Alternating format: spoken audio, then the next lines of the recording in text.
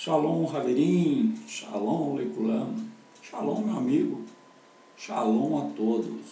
Estamos aqui para mais um vídeo, onde nós estamos estudando a relação de Yeshua e a Torá.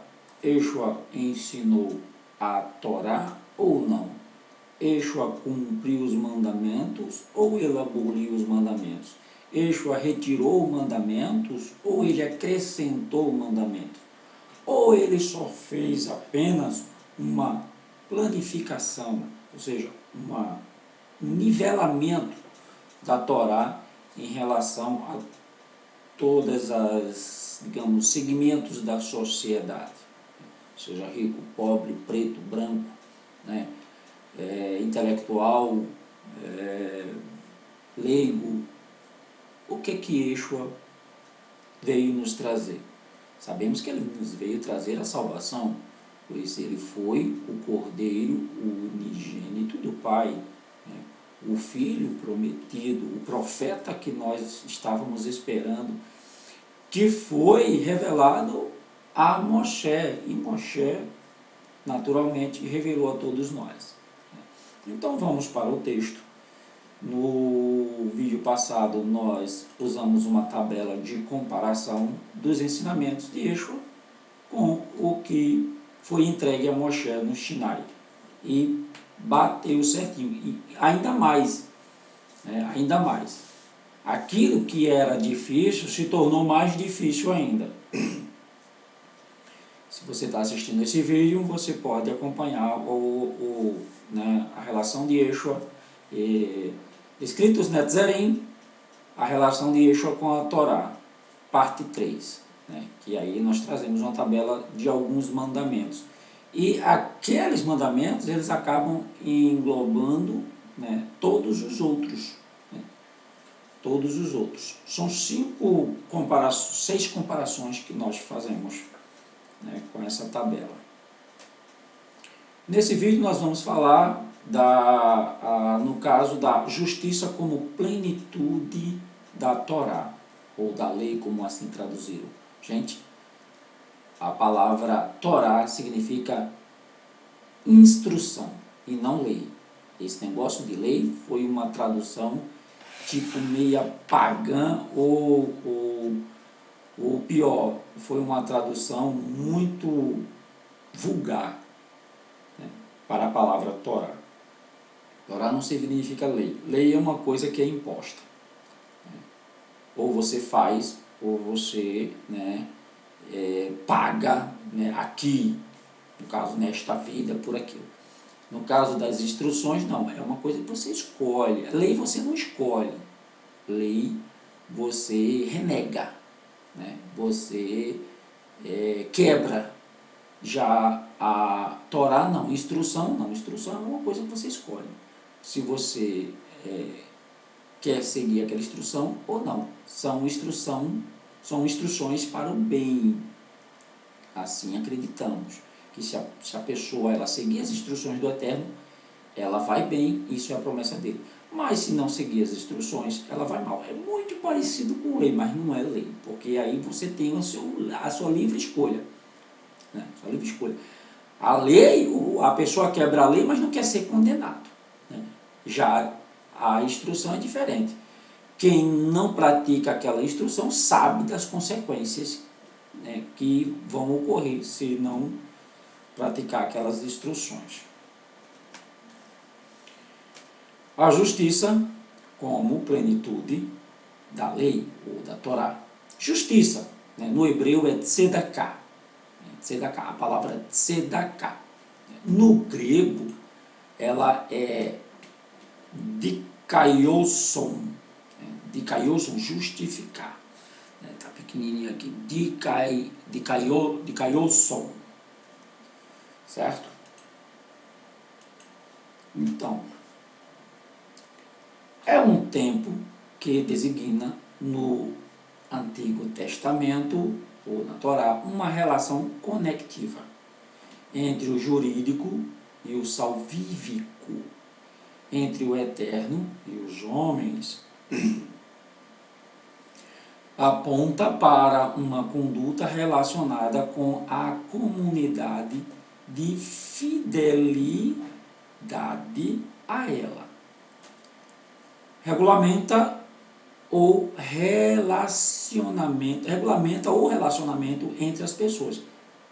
Aí aqui ele já traz a conotação de instrução. Regulamenta a instrução, né? Não é lei, né? Porque quando é entre as pessoas, né, tudo aquilo que está, também os homens tornaram lei. Não matar, não roubar, né? Isso os homens adotaram. Alguns, né, você não precisa nem ter acesso às Sagradas Escrituras para uma determinada comunidade, ou indígena até, né, longe, que nunca ouviram falar da Bíblia, eles praticam isso.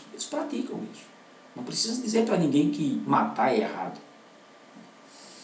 Então, por isso tem estreita relação com a misericórdia. Misericórdia é outra palavra, né, que foi mal traduzida, que é a palavra reser.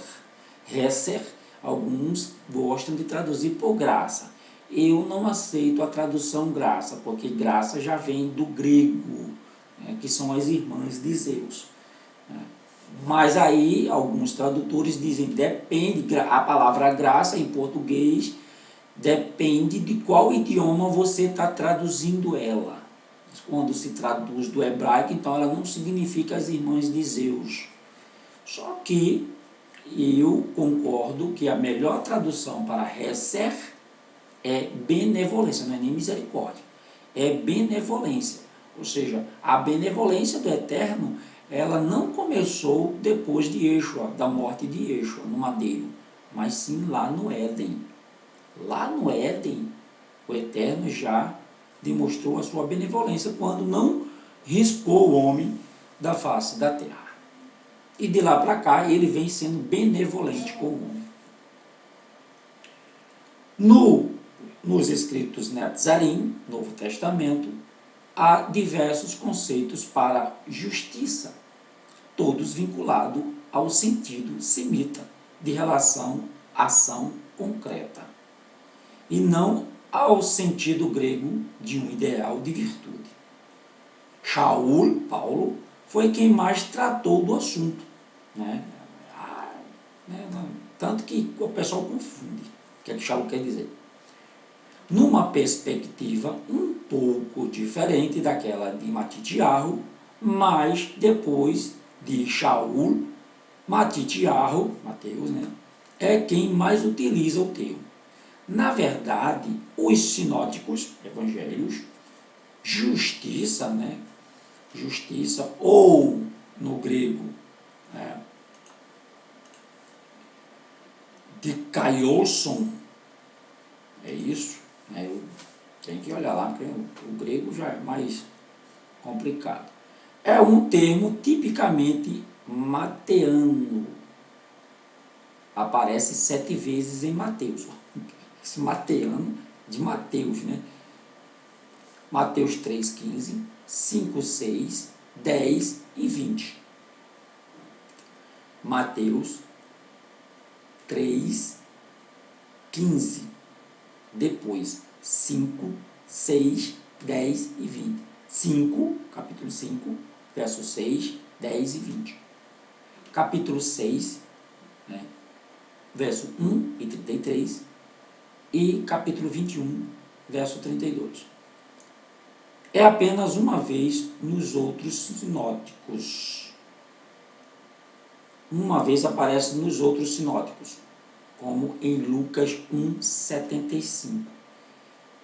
É um tema central do Sermão do Monte, pois aparece ali 5 vezes.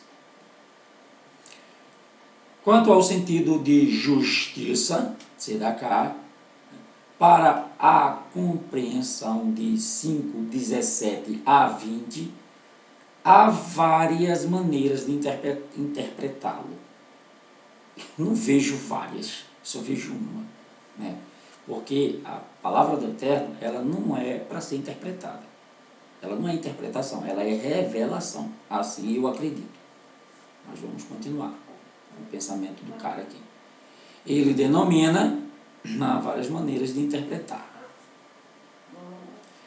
Analisando o termo, porém, entende que a melhor maneira de compreender a justiça, ele denomina justiça retidão. Levar em conta que o Eterno age como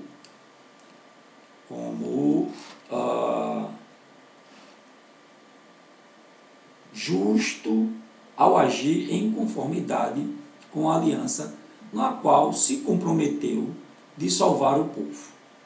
51:14, 65:5, Isaías 46:13, 51:5 e 8. Os primeiros textos devem estar em Isaías, todos eles, porque 51 não vai para Mateus não, deve ser todos em Isaías. Ele esqueceu de colocar ali no começo, deve ser todos em Isaías. Em contrapartida, o povo do Eterno é justo na medida em que se mantém fiel às exigências da aliança. Ou seja, para haver, ele está tentando puxar aqui a questão de justiça para o lado da lei, de cumprir. Depois a gente vai dizer realmente o que justiça significa. Ou seja, para haver justiça plena, é preciso haver o agir do Eterno de forma salvífica, ao mesmo tempo em que os homens cumprem suas exigências. Isso se dá de forma especial no relato do batismo de Yeshua. Batismo é uma palavra grega, tá? Vamos colocar aí na tevilá de Yeshua, na imersão de Yeshua. E esse seria o sentido de cumprir toda a justiça. Não vejo por aí, tá? Mas ele diz lá, precisa se cumprir toda a justiça. Se eu vou exigir isso deles, eu tenho que começar. Mais ou menos isso que Yeshua quer dizer. Com esse ato, Yeshua se tornou o modelo e fundamento possibilitador de uma justiça superior, aquela que ele pede, aquela que ele pede que nós façamos em relação aos parush. Ele diz assim, sua justiça tem que sobressair a dele, sobrepor. O texto de 21:32 tem relação com 3:15.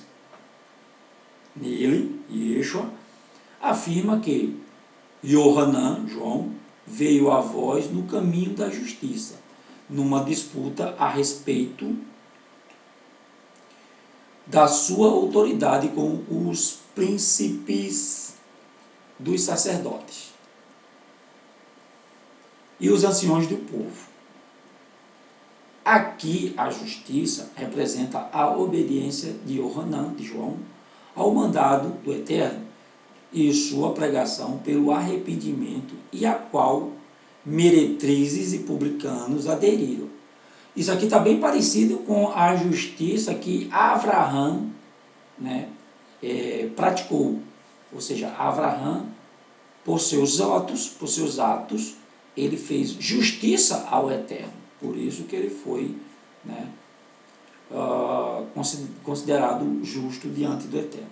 De um modo geral, Mateus usa o termo justo para quem vive e age de acordo com a vontade do Eterno e o agrada. Bom, lógico, concordo.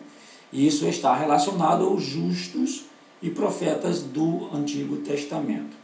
Em 13:17 e 29:35, como para pessoas contemporâneas a Yeshua, como José, em 1:19. Deve ser o pai dele, Yohanan.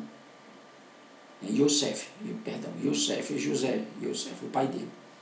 E ainda para os fiéis escatológicos que seguiram a Yeshua e se apresentarão a ele no fim.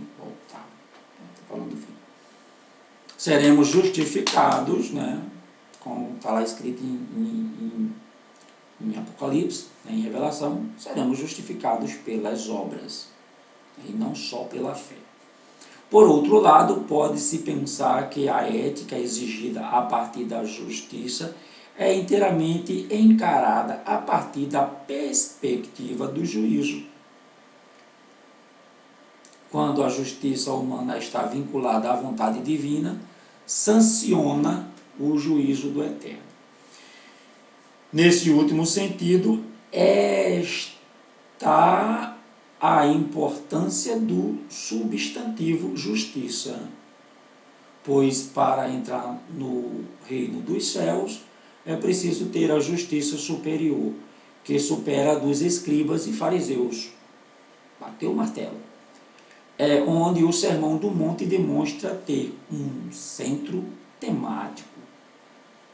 A prática de uma justiça que exceda qualquer outra, que não seja baseada no ensino de Yeshua. Como comenta aqui o Borkan. Isto, comentário dele, né? G. Borkan. Isto se torna claro justamente nas antíteses do Sermão da Montanha. Nelas, a exigência do Eterno se torna extremamente simples. As antíteses mostram que Yeshua já considerou a mentalidade como ação. Ela tem por objetivo a obediência até a ação concreta. Quem ouvir estas minhas palavras e as puser em prática, é aquilo que ele disse assim: se o teu olho te faz pecar, corta o teu olho, né? Ou seja, quando ele diz assim, se você olhar para uma mulher já com... Se eu quero praticar a justiça do Eterno, eu tenho que já começar a inibir esse tipo de ação. Assim, o verso 20 aprofunda o apelo à obediência total, mas de forma polêmica, pois a justiça exigida é a total obediência à Torá, demonstrado nos versículos 17 e 19 do capítulo 5. A originalidade de Matitiahu está no comportamento de acordo com a vontade do Eterno, que abre as portas da salvação. A ética torna-se a única via que conduz à aprovação divina. Por isso que Yeshua diz assim, em relação aos sacerdotes: faça o que eles mandam, mas não faça o que eles fazem. Ou seja, espera-se um agir adequado, o qual é o agir esperado. E qual é o agir esperado? É um agir a partir da exigência de uma justiça absolutamente nova, que exceda em muito a justiça dos escribas e fariseus. E por isso seja mais perfeita o dito e por isso seja mais perfeita, certo? O dito apresenta o verbo, olha o verbo aqui, é o verbo perseva, excesso, né, em grego, perseva, que significa abundar ou excesso, né? Ser a mais, sobrar.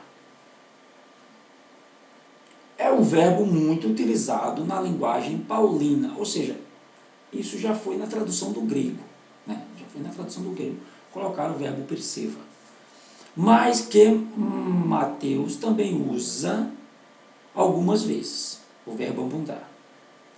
2 vezes com sentido de advertência para os talmidinhos, discípulos. Mateus 13, 12 e Mateus 25, 29. Eu estou dando os textos e aí você lê. Eu não vou ler, porque se eu for ler, o vídeo vai ficar muito grande.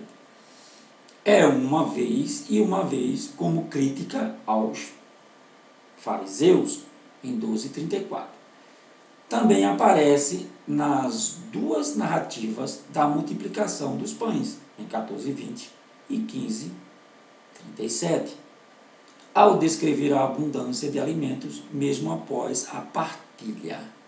A gente lembra do texto, né? O dito de 13:12 fala sobre dar e tirar, inserido dentro da explicação sobre a parábola do semeador. Porque aquele que tem, se dará, e terá em abundância. Mas aquele que não tem, até aquilo que tem lhe será tirado. Vem de Marcos e aponta para o perigo da pessoa conhecer os mistérios do reino e não corresponder a eles. Da mesma forma, muita gente acha que era bem material, né? Da mesma forma, em 25:29, em outra parábola dos talentos, Yeshua adverte sobre enterrar o dom entregue a cada um.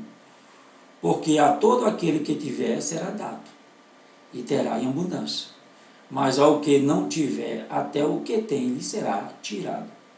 Pode-se referir àqueles que ouviram a Besserote, né, Evangelho, e não o tomaram com convicção. Antes se fecharam a sua proposta. Nos dois ditos, o resultado de quem acolheu e viveu é a abundância, né? Ou seja, é o verbo pseudoprofitou. Cara, o grego é parada. Deixa eu ver direitinho aqui. Pseudoprofiton, isso, falsidade.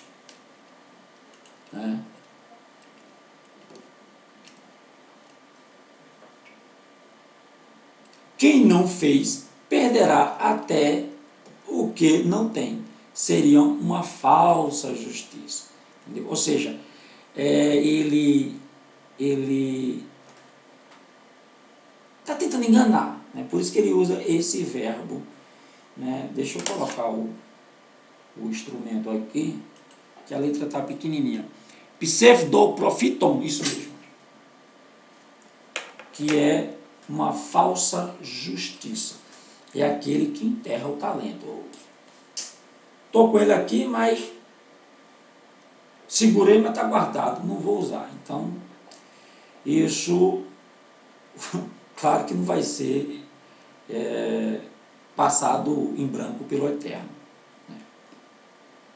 Quem não o fez, perderá até o que tem. Seria uma falsa justiça. Já o dito de 12:34 é uma severa crítica dirigida aos fariseus, aos farós.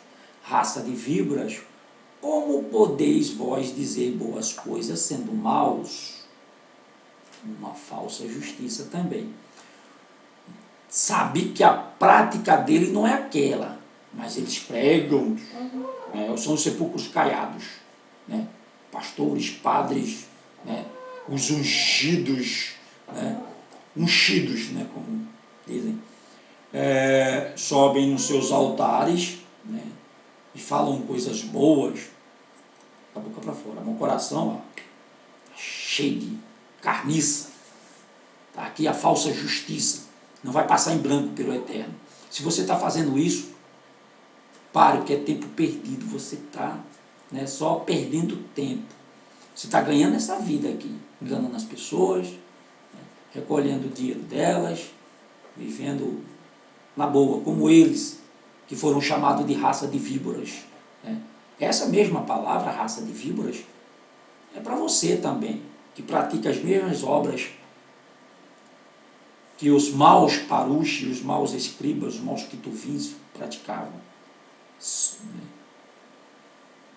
Soferinte, isso. Pois, do que há em abundância no coração, disso fala a boca. Né? Está inserido numa perícope, ou seja, a boca está falando coisas boas, mas está enganando. O coração está cheio de enganação. Ele está falando ali coisas boas e ele não pratica. Ou seja, o coração não está cheio das coisas boas que ele está falando. Está cheio da ação que ele está praticando, de enganar. falar e não praticar. Está inserido numa perícope de quê? Mas é material exclusivo de Matitiarro, pois essa afirmação não consta da paralela. Ao mesmo tempo, o texto da Bíblia de Nestlé Aland aponta que é paralela de Matitiarro 7, de 15 a 20. Uma palavra dirigida aos discípulos, aos talmidim, advertindo-os dos falsos profetas. Né? Ou seja, a mesma palavra. Está usando aqui, né? Falsa justiça. Que não dão bons frutos. Né? Aquela palavra grega, né? A palavra grega. Pseudoprofiton. O verso seguinte dessa perícope é muito revelador. Nem todo o que me diz Senhor, Senhor, ou Elohim, Elohim, né, entrará no reino dos céus, mas aquele que faz a vontade de meu Pai. Reino dos céus, gente, não é que vai morar no céu não, tá? O reino dos céus é o sistema que Yeshua veio implantar na comunidade. Se vocês seguirem isso, né, vocês estarão no Olam Rabá, no mundo vindouro. Porque a regra ou as instruções que devem ser seguidas no mundo vindouro são essas. Então vocês têm que começar praticando agora, praticando-as agora. 7:21. Pois aponta claramente o critério para entrar no reino dos céus, ou no Olam Rabá, depois do juízo, né? Se você praticar as boas obras, né, quando for no dia do juízo, você entrará no Olam Rabá. Seguir ao Senhor e praticar seus mandamentos. Senhor, a gente sabe que é uma palavra pagã, né, gente? Então, é Elohim. Tá? Senhor é Baal. Tradução para Baal.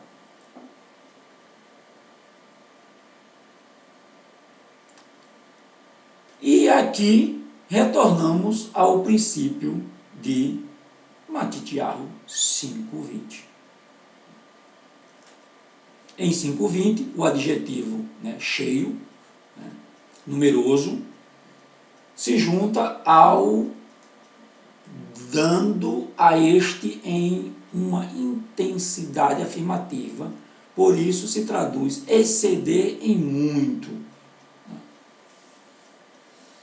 O cheio, né, se junta ao numeroso, aí fica exceder em muito.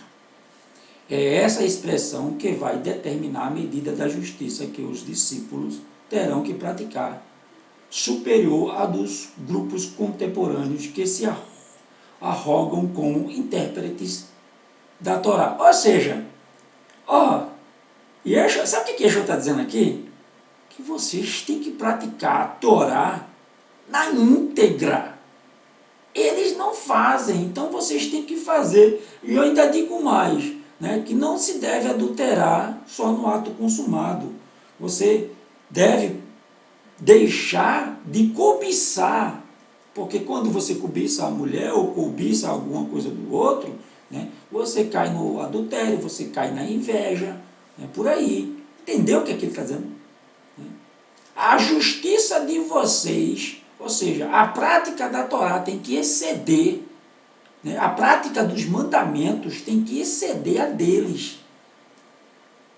O povo hoje não quer nem guardar o sábado, né, porque o sábado não dá dinheiro, né? Dízimo dá, dízimo está no Velho Testamento, tá, né? Não matar, não roubar, né?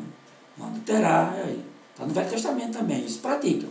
Mas guardar o sábado, que é o testemunho da criação do Eterno, né? Quando você guarda o sábado, você está dizendo para o mundo que o Eterno criou todas as coisas em 6 dias e no sétimo descansou. Isso é um testemunho. O Eterno quer que você testemunhe isso, a criação, né? E você não faz. Se você faz, né? Kavod Hashem.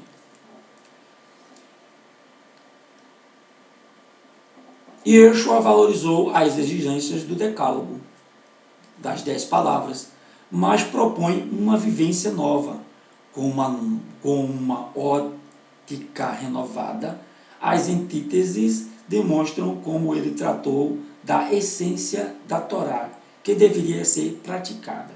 Sem isso, há um enfático de modo nenhum, né, que aponta para a impossibilidade de se entrar no reino dos céus, ou seja, no Olam Rabá.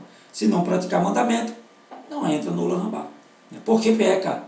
É isso que Yohanan diz lá na sua carta, a primeira carta 3:4, né? Quem transgride a Torá peca, ou seja, ele diz, né? Ou seja, o pecado está na transgressão da Torá. Quem transgride a Torá peca. Não é um mero acumular de atos isolados de justiça que darão esse resultado, que é o motivo de fracasso dos parushi, dos fariseus, segundo Matitiyahu. Trata-se de uma total dedicação ao eterno e ao próximo. Dedicação essa que determina inteiramente o relacionamento entre ambos. Ou seja, fidelidade, cumplicidade, amor, né, cuidado, respeito. Vai na padaria, recebe o troco a mais, devolve. Isso é justiça, isso é tzedakah, né? Ver o faminto com fome, você dá o prato de alimento, é tzedakah. Se ele tiver sede, você dá água, é tzedakah, né? Se você tiver sem roupa, você dá uma roupa para ele, é tzedakah, é justiça, você está praticando a justiça. É justo que ele coma, é justo que ele beba, é justo que ele se vista. É isso que ele diz lá. Bendito ou bem-aventurado são aqueles que têm fome e sede de praticar justiça. Yeshua, ele compara, né, a vontade de praticar justiça como as maiores necessidades que o ser humano tem, que é comer e beber. Vamos continuar. Essa exigência vinda do próprio Yeshua foi acolhida por Mateus de maneira irresoluta. E Mateus era um publicano, imagina. E certamente dirigida vida de uma comunidade, a vida de uma comunidade, dirigida à vida de uma comunidade. Considerando o que apontamos aqui, não é de se admirar que o ensino sobre a justiça superior tenha, em sua essência, uma ideia escatológica. Né? Escatológico quer dizer futura. Né? Se você praticar aqui, lá no futuro você vai ser recompensado. Foi o que o Eterno disse para o povo quando entraram em Beret Israel, né? Em Bene Israel, né? Na terra de Canaã. Ou seja, a recompensa pela fidelidade aos ensinos de Yeshua não se dará neste mundo, mas no reino dos céus, ou no Olam Rabá. Neste mundo, ele quer dizer neste reino, né? Mas sim no próximo reino, que é o reino, mas o mundo continua o mesmo, tá? Ninguém vai para o céu não, tá, gente? Tem esse negócio de ir para o céu não, mas isso é outro assunto. Ninguém vai morar no céu não. Né? O texto diz bem claro assim, os justos herdarão a terra. Não vai herdar céu nenhum, é a terra. E lá em Apocalipse diz que o Eterno descerá junto com a noiva. A noiva é a cidade santa, tá? Não é você não, crente. Seu pastor diz que você é a noiva, aí ele está mentindo. Tá? Quando ele diz que você é a noiva, ele quer enganar você, né? Quer massagear seu ego. Vá lá em Apocalipse, né? Leia 20, Apocalipse 20, você vai ver que a noiva é a nova Jerusalém, adornada. A cidade santa, que ela vem lá do céu, por isso que ela é santa. Aqui não tem santo nenhum. O final do sermão do monte ilustra a exigência de Yeshua em forma de advertência para a comunidade. Na perícope, de 7:21 a 23, consta o seguinte: nem todo o que me diz Senhor, Senhor entrará no Olam Rabá, mas aquele que faz a vontade de meu Pai. Viu? A vontade do meu Pai. Não é a vontade dele, é a vontade do Pai. Né? Porque Yeshua, ele era a Torá, ele não é Deus, não. Ele era um profeta onde a ruá, o sopro, a vida, o mover do Eterno habitou de uma forma como nunca habitou em homem nenhum. Por quê? Porque ele era Torá, ele era os mandamentos em pessoa. O verbo se fez carne. e habitou ali entre os homens, né, na pessoa de Yeshua. Senhor, Senhor, Elohim, Elohim, tá? Senhor, palavra pagã, como já disse. Que está nos céus. Então, 21. Há uma relação direta entre o agir segundo a vontade do Eterno e o entrar no Olam Rabá. Uma coisa depende da outra. Para onde correr? Segundo a perícope, o determinar a entrada é a prática do amor, que não é citado textualmente, mas está subjacente ao tema, tendo em vista que elementos como a prática do exorcismo, da profecia e da realização de milagres não qualifica como tendo feito a vontade do Eterno. Ou seja, se exorcitar, se sacrificar, né? Foi isso que o Eterno pediu. É o que ele está dizendo aqui. Né? Mas é um agir por amor. Quando ele fala aqui em amor, né, como é que você prova que você ama o Eterno? É praticando os seus mandamentos. Ah, mas eu vou praticar alguns e outros não. É assim? É revista, né, de cosmético, revista de compra, né, que eu não vou dizer nome aqui, de nome de revista, mas tem uma revistinha que você, catálogo de compra, né? É catálogo de compra que você escolhe o que quer e o que você não quer você deixa. Não, os mandamentos foram feitos para você cumprir todos na íntegra. Tanto que Yeshua disse assim, né, aqueles que não cumprem ou não praticam os menores mandamentos, vou dar um exemplo de um menor mandamento, comer carne de porco, comer camarão, é uma instrução do Eterno. Ele disse que não fizesse. E se eu quero amar, ou eu quero demonstrar que eu amo o Eterno, eu preciso cumprir isso para os homens verem. Por que você não cumpre? Aí é testemunho. Não, porque o Eterno disse que eu não comesse, então eu não como. Como eu amo, se ele disse que é para eu não comer, é porque não é bom para mim. E hoje, né, nós temos a ciência aí dizendo que realmente essas coisas não são boas para o organismo. E tantos outros mandamentos que tem lá, né, que são considerados pequenos. Então Yeshua disse assim, se você não cumprir, nem os menores ensinam as pessoas a não cumprir esses, né, que você acha que não vale nada, você não estará contado no mundo vindouro. Não estará contado no mundo vindouro. Ou seja, não vai entrar. Não vai. Tá? Foi Yeshua quem disse, não é eu que estou dizendo não. Está lá, valer. Pare de engolir comida pelo ouvido que vem dos altares dos homens, altares de pedra, né, e comece a estudar a palavra. Deixa eu buscar aqui algumas considerações, né, que eu passei por cima, não quis ler, mas eu vou dar uma olhada agora aqui. Eu tenho que botar logo porque a letrinha é menor. Essa diferença foi analisada, por exemplo, por Justen. Ele levanta a questão que muitos também relacionam o que é conceito de justiça. Em Mateus e Paulo é diferente. Enquanto para este a justiça se apresenta de forma como o Eterno justifica o pecador, no caso Paulo, né, que recebe pela fé, Matitiahu indica que o crente, ao cumprir a Torá, pode inspirar a justiça cujo caminho foi apontado por Yeshua no Sermão da Montanha. Ou seja, isso é uma interpretação. Não quer dizer que Paulo queria dizer isso, não. Não quer dizer que Paulo queria dizer isso, não. Né? Mas, se você recebe, quando Paulo diz, se você recebe a graça dada por Yeshua, você recebe o ensinamento dele. Então, cai no decálogo de todo jeito. Cai no ensinamento dele. O ensinamento de Yeshua foi a Torá. Então, tem que cumprir. A justiça está em cumprir os mandamentos.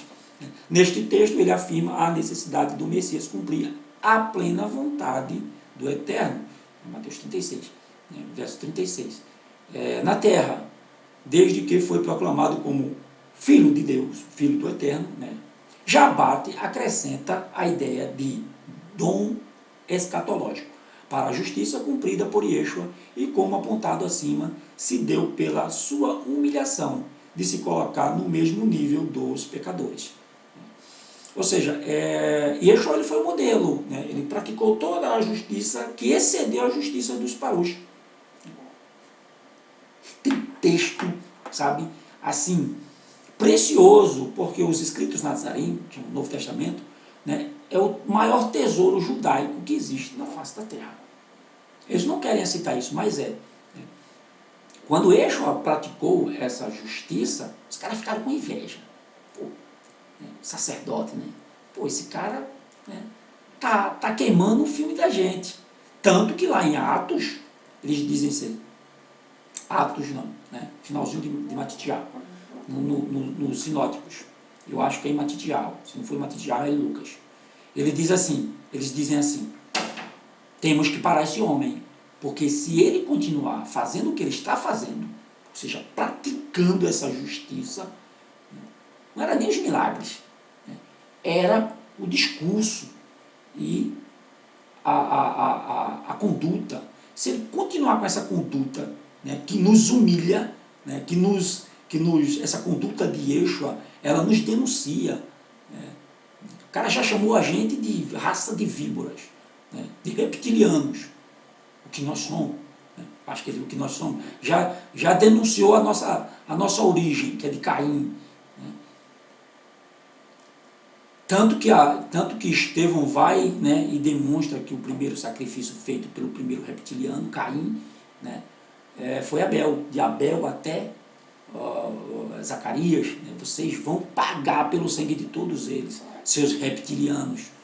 Quase que... porque essa palavra não existia, né, no hebraico bíblico, não existe, no hebraico antigo. Então, eles disseram assim, nós temos que parar esse homem, porque se ele continuar com essa conduta e fazendo o que ele está fazendo, nós vamos perder os nossos cargos, nós vamos perder a nossa posição. Foi o que alguns sacerdotes disseram. Tanto que depois disso, muitos sacerdotes começaram a seguir Yeshua, por causa da conduta dele. O que é uma mentira da Igreja Católica. A Igreja Católica diz que os judeus não aceitaram o ensinamento de Yeshua. Mentira! Leia Atos que você vai ver que muitos o seguiam, muitos, não é brincadeira não, uma vez só foi 3.000. Né? Muitos os seguiam, muitos aceitaram o ensinamento de Yeshua. E está lá dizendo, e alguns sacerdotes aceitaram também. Né? Uns ficaram lá ao culto, né? Ao culto, outros se rebelaram, né? Com o ensinamento de Yeshua. Margaret complementa, né? La justice, né? Aqui está em francês, não vai dar para, né, a gente passar para frente isso aqui. Não dá. Ele não traduziu. Ficou em francês. Vezes várias formas verbais, parece que acabou, não tem mais aqui, né? Parisi, né? Comentário de Parisi sobre 5:17 a 20, também está em francês, né? Não vai dar para eu falar aqui. Né? Em Golpet, Teologia do Novo Testamento. Né? Paralelamente, Lucas trabalha esse tema da parábola do bom samaritano, o qual aponta para o verdadeiro cumprimento do amor ao próximo, servir a qualquer pessoa necessitada de uma ajuda concreta. Não importa quem o faça, será esse que demonstrará amor ao próximo. Em Mateus, o samaritano estaria cumprindo a justiça superior. Gente, o que ninguém... Assim, você não vai ouvir isso nos altares, nas igrejas, no cristianismo, né? Quando Yeshua ele fala da parábola do bom samaritano, quem é que passa primeiro? Um sacerdote, um escriba, né? Por quê? Porque está lá uma instrução para o sacerdote, está lá na Torá, onde o sacerdote, se ele vê o necessitado, ele tem que ajudar. Então, quando Yeshua criou essa parábola, né, mostrando que o sacerdote passa de longe pelo necessitado, ele está atingindo cheio assim, ó, os caras. Vocês fazem isso. Está lá na Torá que vocês têm que ajudar o necessitado, mas vocês não praticam. Aí vem o samaritano e ajuda. Entendeu? É Torá também. A parábola do bom samaritano é Torá. Eu lembrei disso agora, né? Então eu não fui diretamente no texto do Levítico, mas eu vou procurar e vou deixar o texto né, nos comentários do vídeo, né, para vocês compararem. Que existe uma instrução para o sacerdote que ele deve ajudar o necessitado que estiver no caminho. Isso é uma instrução para o sacerdote. E os sacerdotes naquela época não praticavam isso. Ou seja, eles não estavam praticando nem as instruções que o Eterno deixou, né, em sua Torá. Muito mais. Por isso que ele disse, a sua justiça tem que exceder a justiça deles. Ou seja, o bom samaritano, o samaritano passa, né, porque samaritano e judeu era... Mas o samaritano vai, passa e ainda deixa a estadia paga para mais 2 dias, se eu não me engano. Gente, a gente terminou, né? Eu agradeço que você esteja acompanhando os nossos vídeos, né? Nós fazemos isso porque está lá escrito, né, o Yaakov, Tzadiki, né, o justo, né, que eles chamam de Tiago, ele disse assim, né, se você estiver em suas mãos, ao seu alcance, tirar uma alma, né, da perdição, do extermínio, traduzir por inferno, né, você está fazendo bem. Mas se estiver ao seu alcance e você não fizer, o Eterno requererá de você o sangue dessa alma. E aqui nós estamos cumprindo uma instrução ou uma determinação, né, que o Eterno nos deu. E simplesmente por amor, sem cobrar nada. Porque conhecimento verdadeiro a gente passa de graça, né? Repartir, ele disse lá, né, quando ele estava na Páscoa, né, comemorando a Páscoa, que chamam de Santa Ceia. Não teve nada de ceia na Páscoa.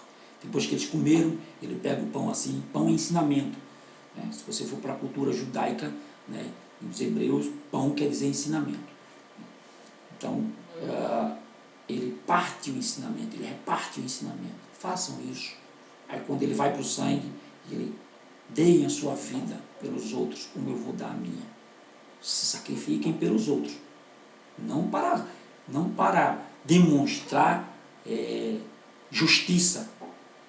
Não vai adiantar nada, né? Mas faça por amor. Os verdadeiros adoradores adorarão ao Pai com ação verdadeiras. Espírito, não tem espírito, tá? Esquece espírito. É com ação, ruar, com ação verdadeira, sem outras intenções, a não ser proclamar a verdade, né, e praticar de tzedakah, justiça. Que é o próximo vídeo, né? Até a próxima paraxá, se assim o Eterno permitir. Emtse Hashem, se assim o Eterno permitir. Elohim Meler Neman, Elohim é rei fiel. Amém. Shalom.